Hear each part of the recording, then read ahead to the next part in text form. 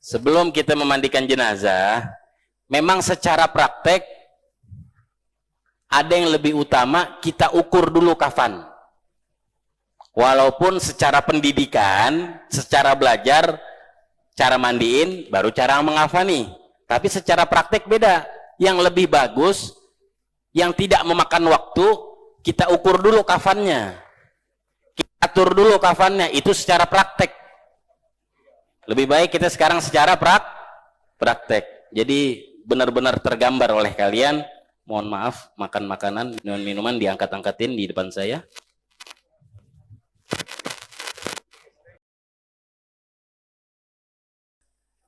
Begitu disemayamkan, kapan Beb diukurnya? Begitu meninggal langsung apa nanti ketika mau mandikan? Boleh dua-duanya. Cuman terkadang, nggak selalu. Mayit itu terkadang melebar, terkadang memanjang. Terkadang. Nggak semua mayit begitu. Ada orang mungkin ya untuk sehat afiat, ada yang karena penyakit lever. Itu kalau lever mengembang tuh dia punya badan. Jantung agak mengembang sedikit. Khawatir kalau kita ukur di awal meninggal, ketika kita pas mandikan beda lagi ukurannya. Jelas kan ya? Nambah 2 cm 3 cm ntar kita kok kurang, padahal tadi saya ukur malam, saya ukur pas. Terkadang tuh mayit ada yang mengembang. Oleh sebab itu tadi ditaruhkan benda berat 100 gram atau 1 on, ini biar enggak mengembang. Karena roh itu yang mengoperasikan, memperkerjakan cara itu.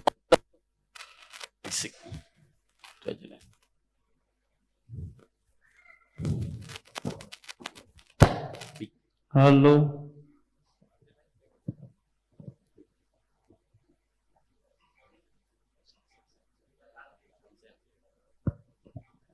Ya, tadi agak berisik, jadi menghilangkan konsentrasi.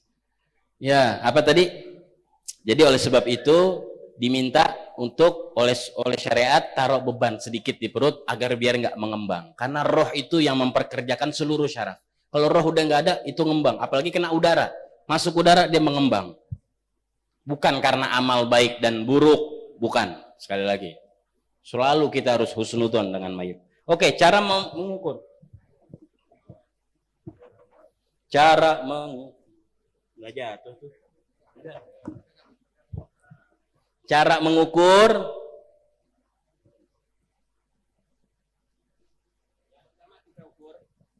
yang pertama kita ukur nggak kelihatan. Insya Allah nggak jatuh. Yang pertama kita ukur, iya. Kok aneh yang diikat jadi?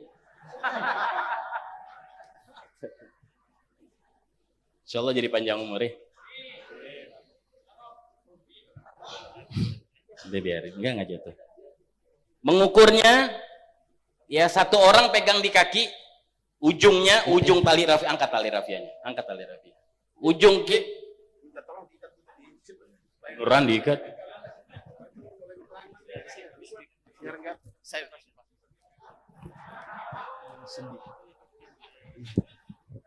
Ini hanya di Kabupaten Timika saya diginiin ini. Di Jakarta anak nggak pernah diginiin. Sedih saya ini. Iya, saya terima aja udah. Panjang umur, sehat afiat. Nikah lagi. Pulang semua. Ya, jadi ujung 1 orang, ujung pas di kaki, pas di jari. Kita atau 1 orang lagi pas di kepala, lebihkan 2 jengkal. 1, 2. Tambahin lagi 1 jari atau 2 jari. Ini panjangnya. Sekarang ngukur lebar. Ngukur lebar pakai ini cukup gak? Boleh. Kalau antum paham. Cuman kalau lupa, misal, tapi jangan deh. Jangan pakai ini. Pakai 2 aja. Nanti kalau udah terbiasa, bisa. Lebar, kita sedekapkan yang benar. Kita sedekapkan yang benar. Ngukurnya dari ujung. Awas. Sini kamera, ikutin tangan saya. Kamera ikutin tangan saya. Oh, udah. Dari ujung sini, harusnya dari ujung siku. Lu lepas tangan, mundur dikit. Ke siku sini. Tapi nggak, karena kita buat yakin lebarnya ini pas, turunin lagi. Ke dipan atau papan, kemudian yang ini turunin juga. Sampai nempel dipan atau papan atau kasur atau lantai. Ingat, tali ini di atas kedua telangan. Jangan di sini. Awas tangan. Kalau di sini nanti nggak cukup. Sempit. Ini pas di kedua telah.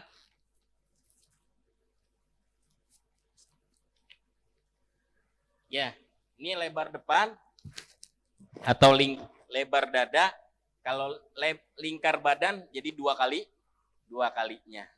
Karena yang belakang kan belum diukur. 2 kalinya, baru kita tambahin sedikit, 2 jari atau 1 jari, ini adalah lebar. Mana tadi panjang? Panjang sama lebar, ketika kita mau ngukur kafan, kan bingung nih warnanya sama. Bingung nggak? Ntar lupa, yang mana yang lebar, yang mana panjang ya? Yang lebar atau panjang, dikasih tanda aja. Tanda, misal disimpul. Oh, yang panjang ini ada ikatannya. Jadi kita begini, pas kita ambil lagi, oh ini panjang, ini lebar. Jelas? Ini kain dari mana nih?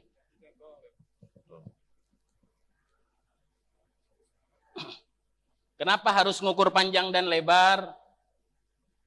Nanti deh. Karena banyak di antara kita yang mereka lebar kafannya itu 90 meter sehingga nggak cukup.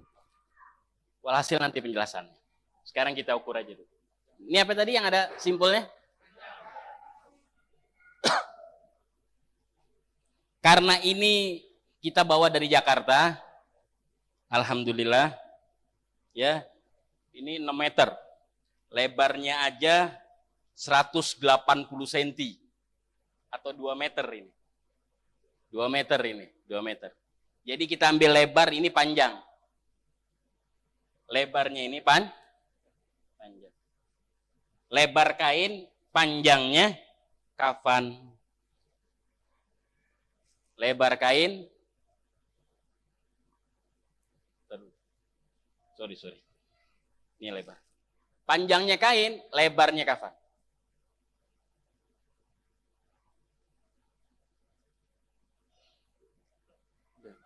Satu orang aja, yang lain duduk, jadi bingung tadi. Saya, majuan suruh. Nah, ujungnya. Ini lebar kah? Lebar kafan. Ya.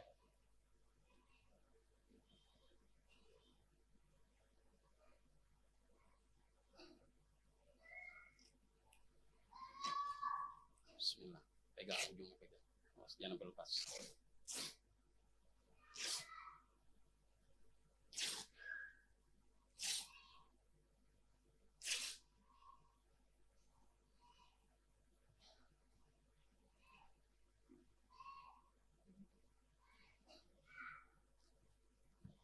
Udah jangan di tunggu dari sini. Ini dimin, lepas.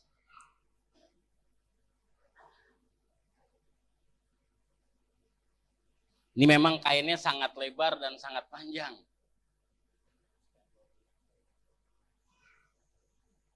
Bukan standar Jakarta ini. Standar kita orang. Ya, karena kita milihnya biar jenazah mau seperti apapun muat. mau besar, mau gemuk.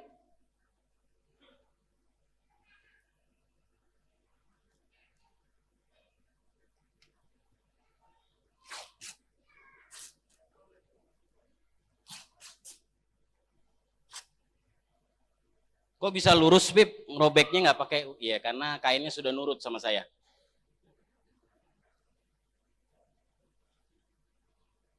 Kalau mau ngecek lagi, kita cek lagi sekarang.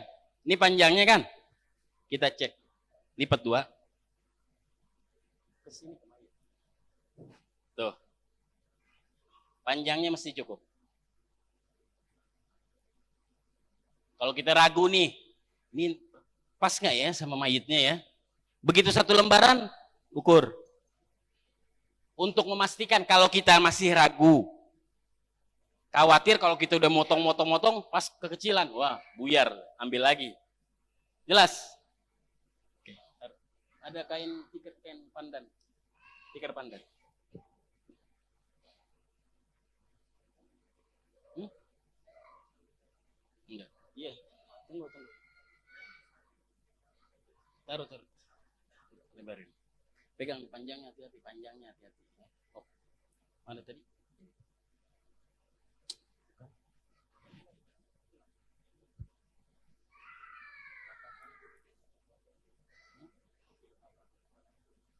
Usah, nanti sebentar.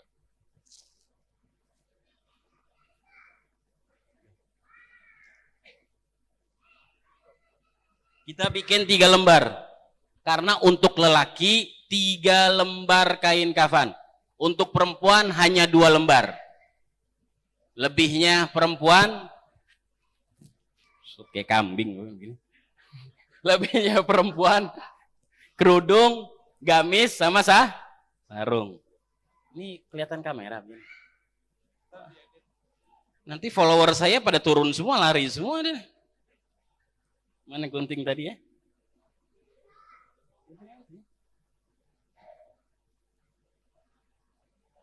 Pegang.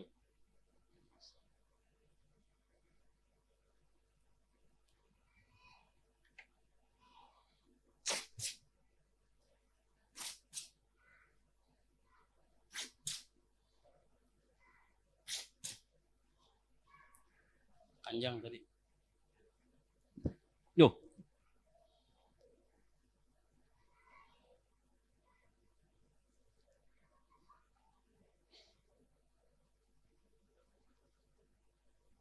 Sudah azan? Hah? Masuk? Berapa? Oke. Pegang ujung. Ya, sekalian soma.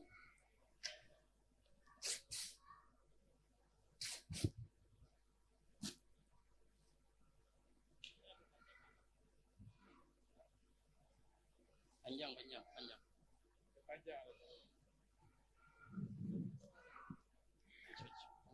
Yang lebar. Cepat. Ini 3 kali ya. Karena untuk orang laki 3 lembar.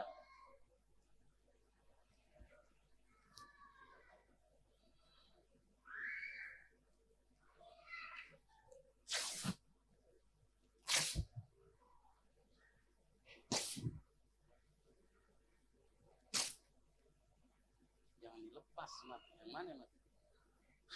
Jangan dilepas. Tunggu. Inilah. Mana tadi lebar? Lebar mana? Lebar tolong. Pastiin dulu. Ini lebar.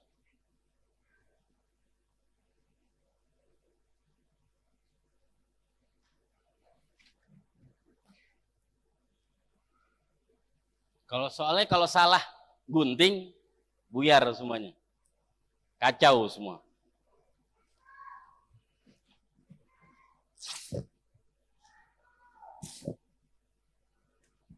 Bikin tali.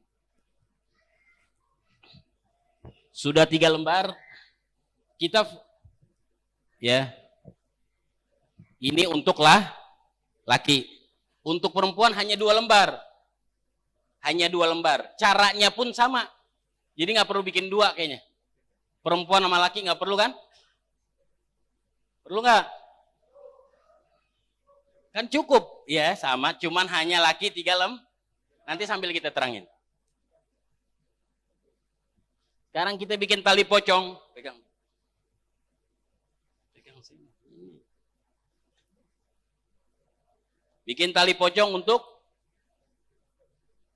ikat kafan agak melebar aja.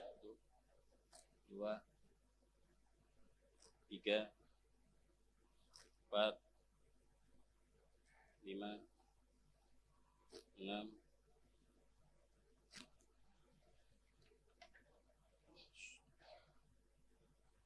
Tarik. Bismillah. Tarik. Tarik. Tarik. Tarik. Tarik. Tarik. Udah? Amat. Ujung sama ujung. Lipat. Lipat semuanya 3 lembar.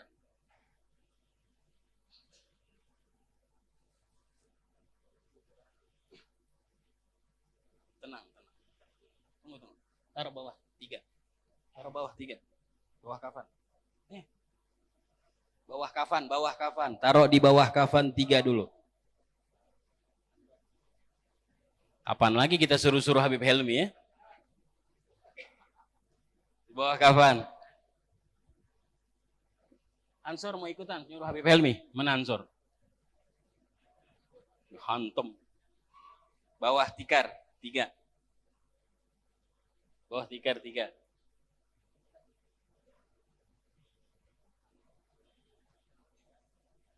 Sudah masuk azan?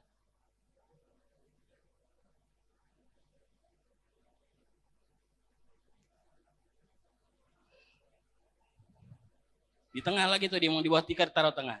Wah.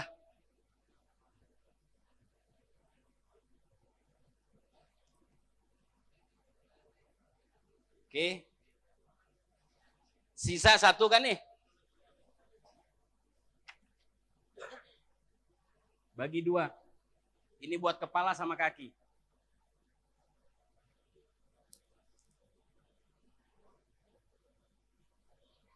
Taruh kepala, di bagian kepala.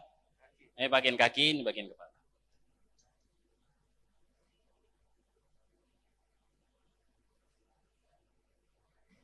Sudah masuk, bukan azan. Nggak apa-apa. Lebarin Ahmad. Lebarkan. Buka 2 lembar pertama, 2 lembar dari atas. Buka. Ayo silakan. Yang punya mobil DMS 1986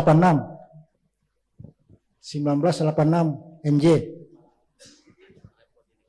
Mohon diminggirkan dulu. Oke, kembali lagi. Cara motong tali pocong tahu kan? Sisaan dari potongan kafan 3 lembar. Terus meletakkan tali pocong, udah tahu di apa sih namanya, tali apa sih? Tali kafan, kok tali pocong. Tali kafan. Saya kayak kambing begini nih. Ustaz Somadi kok saya nggak dibelain sama Ustaz Somadi nih? Saya diketawain aja sama Ustaz Somadi. Ya, di bawah tikar 3 untuk nanti nutup tikar. Di bawah kafan 3, di bawah kafan 5. Nah, sebelumnya udah angkat. Iya, mangkok aja, ada mangkok kecil nggak? Mangkok kecil ada? Oh ya udah.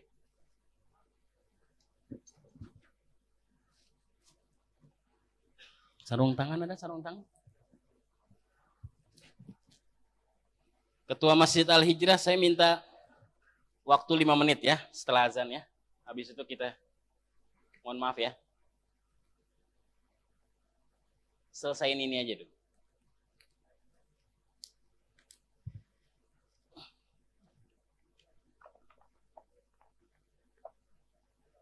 Iya lebih baik. Kegedean ini.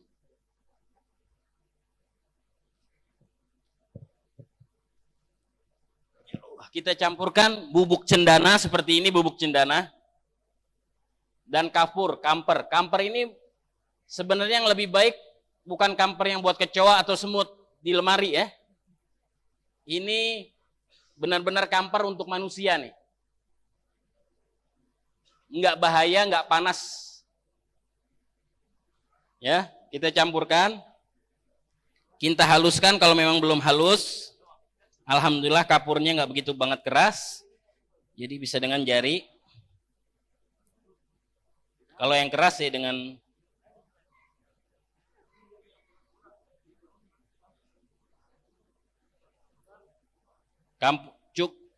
campurnya secukupnya aja. Secukupnya nanti buat lembaran kafan sama buat anggota sujudnya mayit. Tambahin lagi sedikit. Ini alhamdulillah Habib Helmi belinya yang terbaik online nih, dari mana saya nggak tahu ini. Bagus sekali ini cendananya nih. Sudah halus banget. Bahkan kapurnya juga bagus.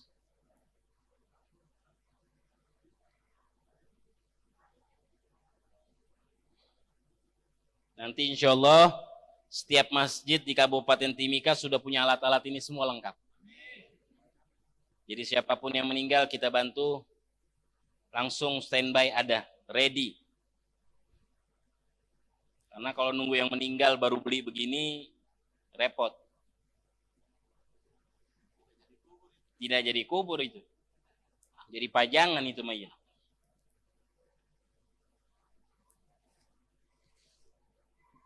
Oke, kembali lagi. Setelah mencampur kafur dengan cendana, lembaran pertama yang bawah kita kasih.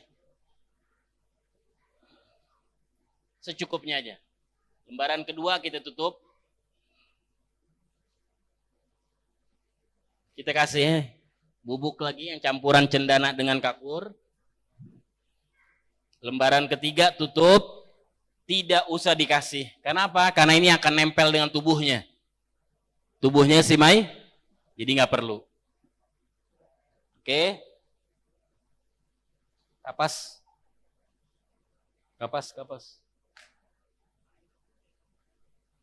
Setelah mempersiapkan kain kafan, kita sekalian, Allah, diikat gue.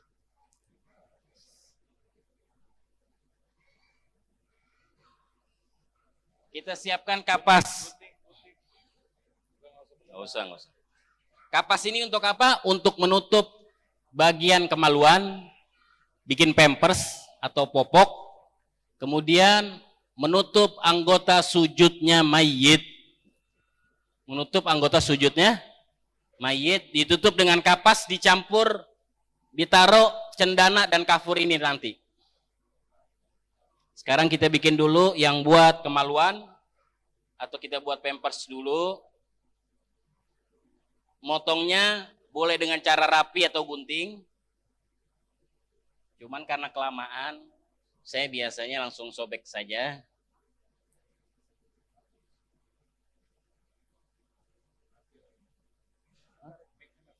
Kenapa? Enggak. Mau azan.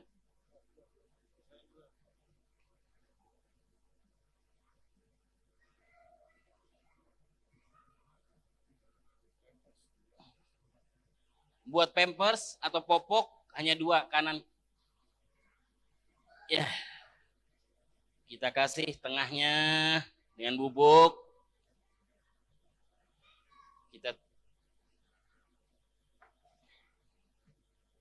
Kita langsung letakkan di tempat tengah.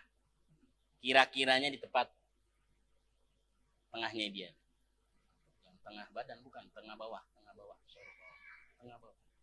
Jadi cukup. Kemudian kita bikin kapas untuk menutup 7 anggota sujud. Anggota sujud ada berapa? 7. Jidat atau kening, 2 telapak tangan, 2 dengkul, 2 telapak kaki.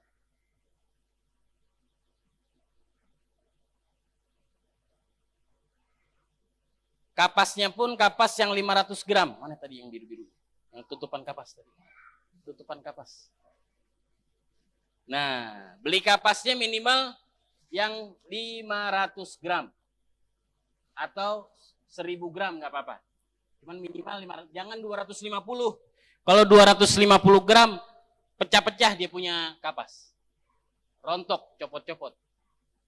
Kalau 500 gram, ini lebih bagus.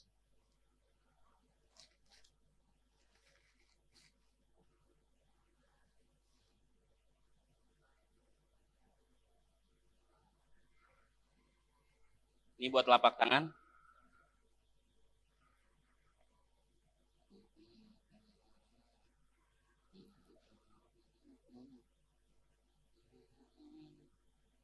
Buat dengkul.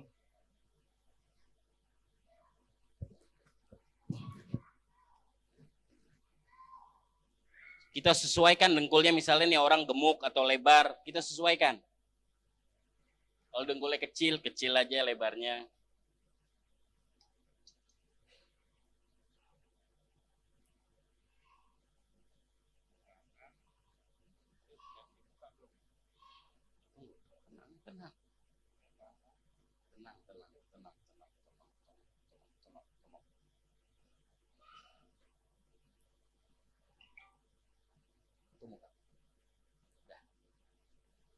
Tujuh.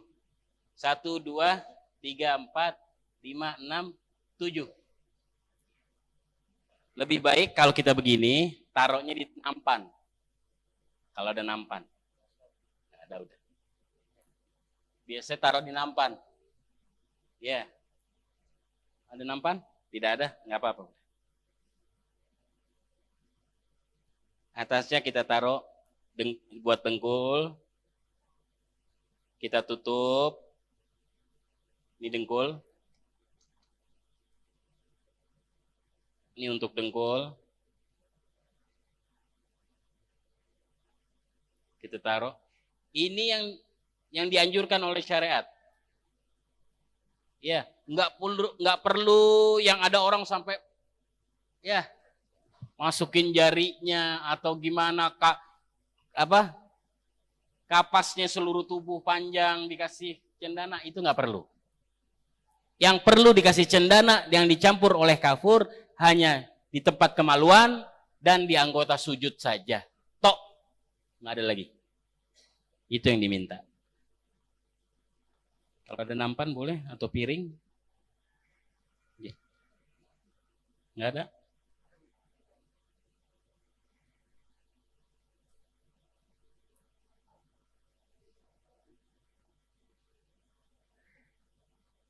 Ambil beb cendana sama kafur beb.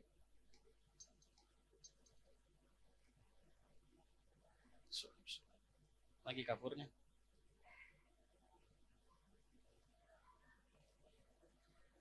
Yang sini. Boleh. Kalau ada punya nampan lebih baik.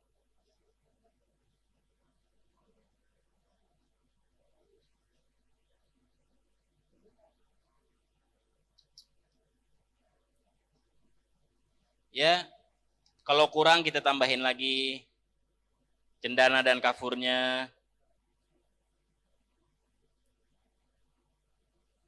Ingat, kita jangan mikir sudah takut aja kalau mau menghadapi jenazah. Jenazah model kayak gimana pun mereka saudara kita. Jangan merasa angker, gentayangan. Nggak ada itu. Tidak ada istilah gentayangan. Yang gentayangan pikiran kita. Kebanyakan menghayal.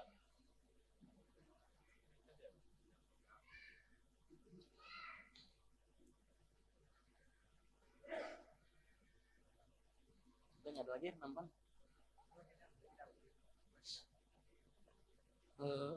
Ini kaki kita taruh paling bawah. Kaki kanan kiri. Ya. Telapak kaki. Ini yang untuk dengkul kita taruh atasnya. Yang untuk tangan kita taruh atasnya. Ini yang untuk wajah kita paling atas. Kenapa susunannya seperti ini? Ini hanya cara kami, cara kita sendiri. Ya, karena kalau nanti pas mau mengkafani udah tahu, oh yang paling atas wajah, kanan, tangan kiri, dengkul kanan, dengkul kiri, kaki kanan, kaki. Jadi walaupun ukurannya nggak begitu berbeda, tapi kita udah tahu. Paham sampai sini? Kalau udah begini kita simpan di bawah. Oke, kita sudah atur untuk kafan dan kapas. Kita tutup. Ini kita tutup dulu sementara. Oke. Tutup kanan kiri. Oke. Awas talinya. Tali. Taruh bawah. Tutup tali-talinya. Oke. Tutup. Ini ditutup. Tutup. Ini kita lipat. Oke.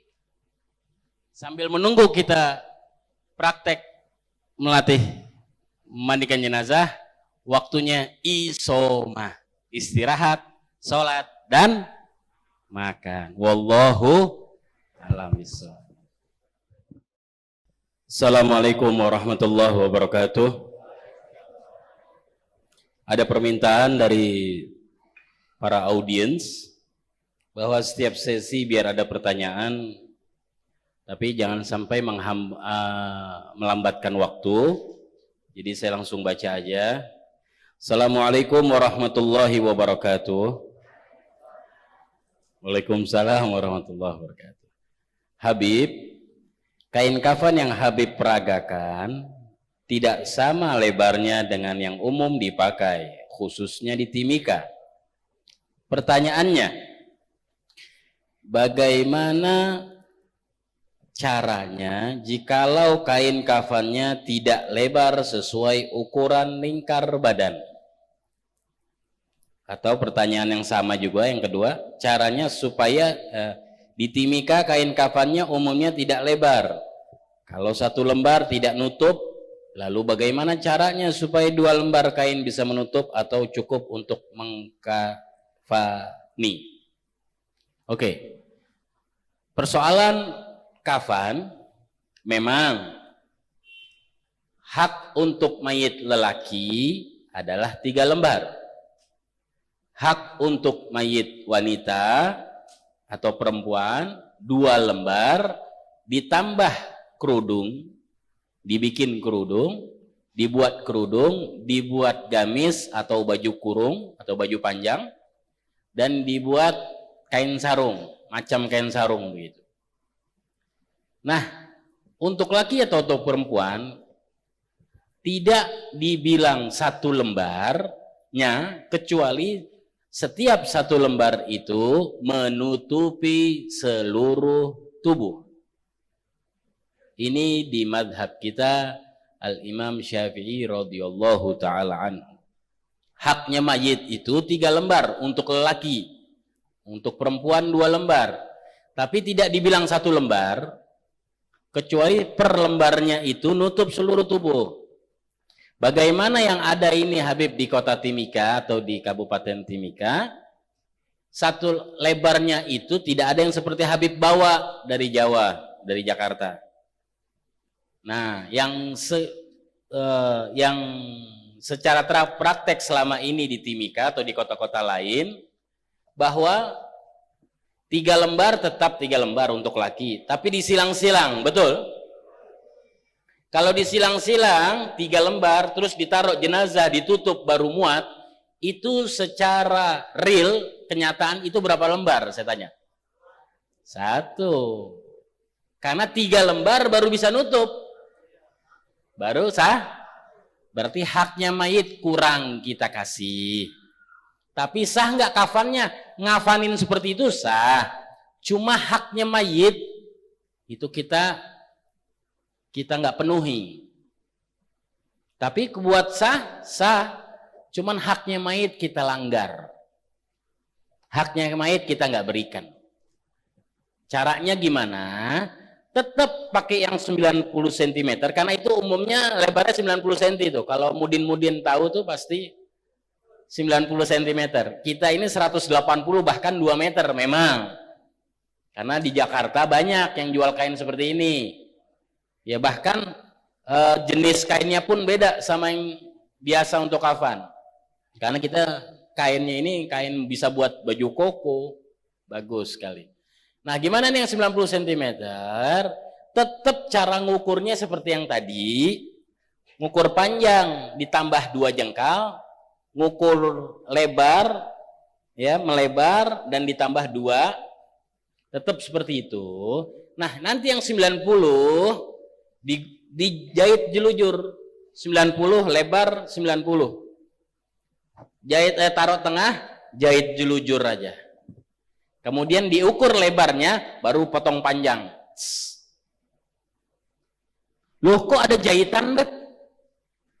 Ingat, ini yang perlu kita tahu. Kafan itu bukan seperti kain ihram umroh atau ihram haji. Tidak ada istilah kafan itu tidak boleh ada jahitan. Tidak ada. Tidak pernah kalian cari hadis, Quran, ataupun perkataan ulama yang menyatakan kafan itu tidak boleh ada jahitan. Itu nggak pernah ada. Loh, yang ngomong nggak boleh ada jahitan siapa, Beb? Wallahu a'lam. Jadi nggak masalah ada jahitan, karena kafan itu nggak ada muharramatul kafan, tidak ada. Muharramatul ihram ada. Yang diharamkan salah satu ketika orang berihram tidak boleh kainnya itu ada jahitan. Betul, ihram. Kalau kafan nggak ada. Jahit jelujur aja. Kenapa jahit jelujur? Biar nggak copot, biar nggak jatuh. Jahit jelujur 90 tambah 90 kalau digabung jadi berapa?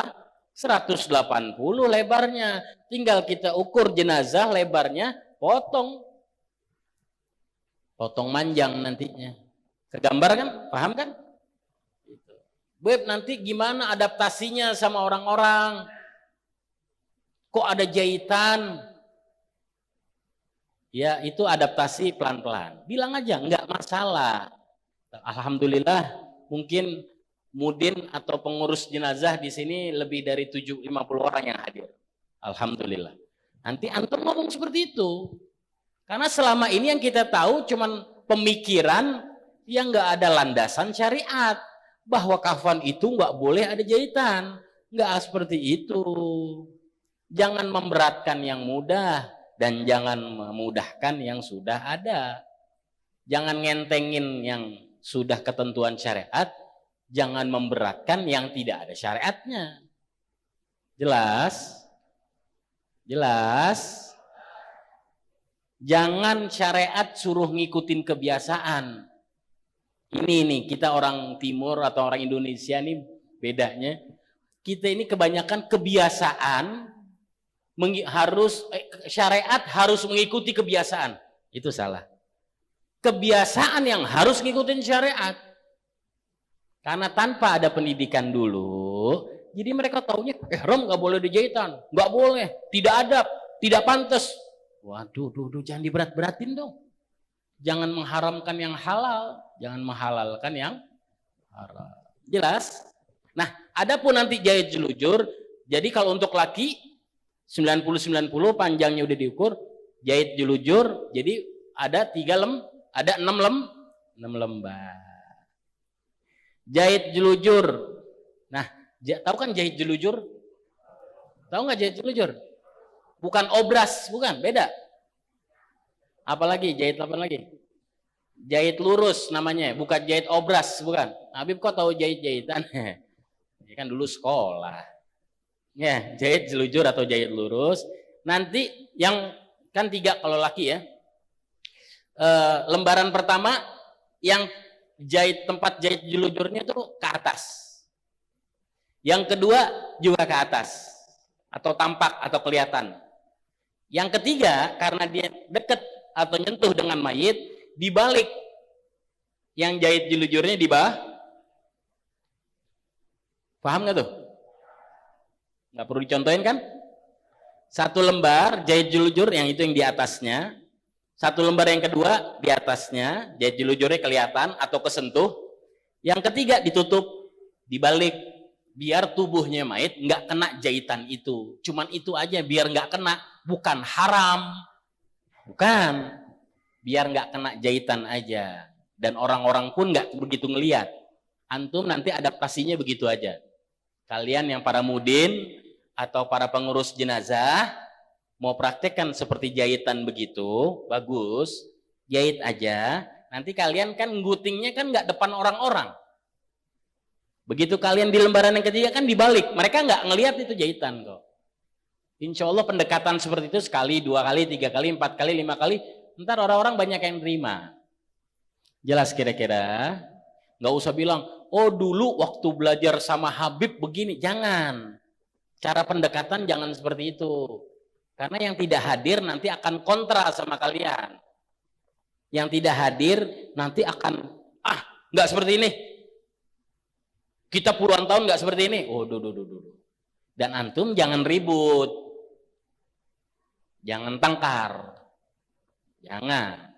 Saya nggak minta, saya kedatangan ke sini bukan ngajarin kalian nanti ribut. Jangan. Pelan-pelan. Nggak seperti itu, nggak apa-apa. Nggak dosa kita. Gitu. Nggak nyakitin si mayit pun tidak. Jelas? Nah, itu, solusinya hanya itu. Kalau memang lebarnya 90, jahit aja. Tetap lebar harus kita ukur. Panjang harus kita ukur. Pertanyaan yang selanjutnya. Ini 2 pertanyaan sama. Pertanyaan yang selanjutnya. Habib, biasa di tempat saya kalau menguburkan jenazah itu sisa kafan yang kecil-kecil itu dibungkus plastik dan ikut dikubur. Oke. Bahkan kadang pakaian terakhir yang dipakai jenazah juga ikut dikubur. Oke. Padahal pakaian itu kotor. Oke. Kadang ada darahnya. Wow. Mohon bimbingannya, hukumnya gimana? Sisa kafan nggak usah dibungkus, nggak usah dikubur, nggak perlu, hukumnya nggak ada, nggak jadi sunnah, nggak jadi haram, nggak dosa, nggak dapat pahala. Sisa kafan ya sudah. Kalau kita biasanya di Jakarta sisa kafan buat sarung tangan. Karena nanti mandikan jenazah itu perlu sarung tangan. Sarung tangan dari kain, bukan sarung tangan plastik. Karena biar kalau ngebasuh jenazah, basuh kulit itu kena. Kalau ke sarung plastik tuh licin. Biasanya kita sisa-sisa tuh kita jadiin sarung tangan lagi buat jenazah yang akan datang. Ngarepin orang mati dong. Enggak. Ya, buat jenazah yang akan datang. Yang kedua, sisa-sisa itu buat potongan-potongan nanti untuk membersihin rongga-rongga hidung, telinga, mulut. Jadi buat stok kami potong-potong sisa-sisa buat sarung tangan ataupun buat siwaknya. Karena siwak kalau nggak ada kan susah siwak. Dengan kain aja cukup. Karena bahan yang kasar. Itu. Ya, jadi kalau potongan kain kafan atau pakaian si mayit mau dikuburkan, nggak ada hukumnya, cuman nggak perlu. Jangan jadikan sesuatu nanti kalau kita biasakan seperti itu sehingga anak-anak keturunan kita, masa depan kita mereka menganggap oh itu bagian dari syariat. Jadi saya bilang dari sekarang itu tidak perlu. Jelas? Ada lagi? Wah. Assalamualaikum warahmatullahi wabarakatuh. Habib, istrinya berapa? Oh, jangan nanya istri saya. Bercanda. Biar enak kalau siang-siang nih udah waktunya ngantuk, betul? Jangan nanya istri saya berapa. Asyim ketawa. Apakah orang yang sudah meninggal di saat keluarga yang dia sangat sayangi bisa masuk ke badannya? Waduh. Nih jangan-jangan ini nih. Spiderman. Apakah orang yang sudah meninggal di saat keluarga yang dia sangat sayangi bisa masuk ke badannya? Terus atau menyampaikan amanah atau begitu pun kemasukan. Ya. Sebaliknya di dalam mimpi, wassalam, hamba Allah. Serem nih, lebih serem dia nih. Hamba Allah bisa, tanpa ada wujudnya bisa nulis dia. Hal-hal kayak begitu, ya, itu sebenarnya, ya, di dalam syariat itu gimana ya bahasanya ya? Kita tidak mengingkari, kita tidak meyakini, gitu aja. Jangan kita tuh pemikiran seperti itu aja, jangan ditakutin kemasukan apa. Itu terkadang dari halusinasi kita. Hal-hal arwah masuk apa itu karena halusinasinya kita, sehingga keyakinan kita itu menganggap itu ada. Itu bisa. Kalaupun memang seperti itu adanya, ya sudah, biarin aja. Kami para Alawiyyin tidak meyakini, tidak mengingkari. Ingkar 100% tidak, meyakini tidak. Jelas? Pertanyaannya apa ini ya? Udah begitu doang. Selanjutnya, apakah tali kain kafan pada saat jenazah sudah di dalam kubur, talinya diikat pada tubuh mayit? Kesian. Talinya perlu dilepas. Oh, pertaruhnya perlu dilepas atau ada yang perlu dilepas? Ya, nanti sebenarnya Romli Biotata, Boyitata, Masjid Al-Ihsan. Semoga beliau panjang umur, banyak rezekinya, sehat afiat, istrinya 4, semua dikontrakan. Tali-tali kafan nanti begitu dimiringkan, begitu dikuburkan, dibuka semuanya, tapi tidak dibuka kainnya. Talinya dibuka semua, dikumpulkan di bagian kaki atau di dekat kaki. Jelas? Sebenarnya ini nanti materi setelah mengafani, tapi nggak apa-apa. Semua tali dicopot, tapi yang dibuka kain kafan hanya bagian wajah, yang menempel pipinya, hanya pipinya aja. Tapi tali-tali dicopot, ditaruh di bagian kaki. Wallahu a'lam bishawab. Cukup sampai sini pertanyaannya? Untuk materi sampai udah ya, kita akan masuk prosesi memandikan jenazah, insya Allah sebelum asar selesai. Banyak. Assalamualaikum warahmatullahi wabarakatuh. Habib, jika mayat sudah dimandikan dan dikafani, bisakah terkena air mata dan anak dan keluarga? Jazakumullah khair, hamba Allah. Ya, waalaikumsalam warahmatullahi wabarakatuh. Air mata anak, istri, tetangga tidak mempengaruhi kepada anak. Ya. Air mata yang hidup menetes kepada orang yang mati tidak pengaruh azab, tidak pengaruh siksaan, tidak pengaruh apapun. Yang dilarang di dalam hadis-hadis, yang dilarang oleh Rasulullah SAW itu kalau sampai nangis yang histeris. Nangis sambil memukul-mukul wajah, nangis sambil mencabik-cabik kulitnya sendiri, nangis sambil merobek-robek bajunya, itu yang diharamkan oleh Rasulullah Sallallahu Alaihi Wasallam. Nah, kebiasaan kita, mereka para orang-orang tua kita, cara menanggulangi biar muslimin ini, kalau ada orang yang meninggal, ada keluarganya yang meninggal, orang tuanya meninggal, bagaimana biar sampai tidak terjadi mencabik-cabik wajahnya sendiri, menampar-nampar wajahnya sendiri, merobek-robek bajunya sendiri. Mereka bilang, jangan sampai kena air mata ya. Begitu. Biar apa? Tahan tangisan. Itu pendidikan sebenarnya. Untuk menanggulangi yang robek-robek, jangan biar kelolosan. Jangan sampai lolos. Kalau ada muslim yang meninggal, ayahnya, bapaknya, mamanya semua meninggal, ntar dia histeris, gimana? Oh, jangan sampai kena air matanya ya. Nah, itu ditakut-takutin. Biar apa? Biar nggak histeris. Bagus juga kalau itu bagus. Itu cara menanggulangi boleh-boleh aja. Tapi kalau untuk antum nanya syariatnya, tidak. Ya, nggak ngaruh air mata netes kena wajah. Dan nanti pun mayat tidak ada istilah batal wudhu atau batal mandi, udah nggak ada. Walaupun yang cium bukan mahram, walaupun hukumnya bagi yang hidup nanti dosa kalau bukan mahram. Jelas sampai sini?